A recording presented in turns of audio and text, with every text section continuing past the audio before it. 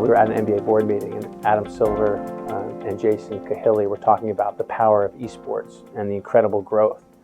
And I was with Josh Harris and David Blitzer, and we all kind of looked at each other and said, we should probably take a look at this. Or actually, they said, why don't you take a look at this? And I said, great idea. And then we had to find a team that shared our same vision and shared our same kind of high level of expectation of integrity and deal making and will to win. And this provides an opportunity for the Sixers organization to provide resources to a really kind of small emerging business that has great growth potential. I think the Sixers represent an opportunity to take esports from something that's been wonderfully organic in the sense that the fans and players have built it into a business where you've got 250 million people watching matches.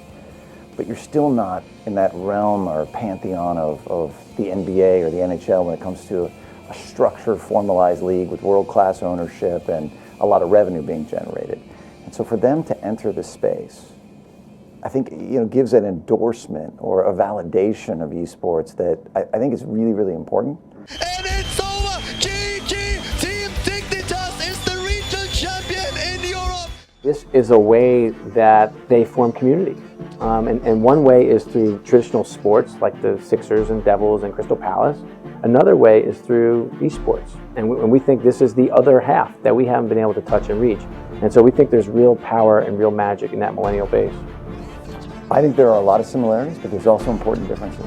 And one of the things we have to recognize in working with the Sixers is that while they're going to bring a ton of expertise that's relevant, how do we train our players? How do we provide the kind of nutrition and impact on sports science that can make them the best players they can be? All of that is very, very relevant. And when we go out to talk to sponsorship partners or merchandising partners, again, hugely relevant crossover. But at the same time, these are video games. They're owned by big game publishers that have multi-billion-dollar businesses that have nothing to do with esports.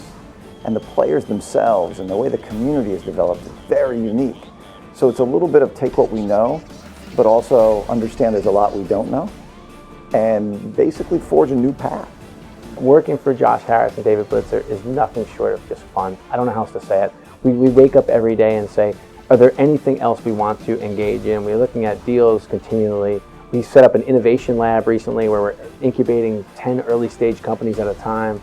We have a fund where we're starting to invest in companies. We have this esports franchise. I don't think the end is even in sight.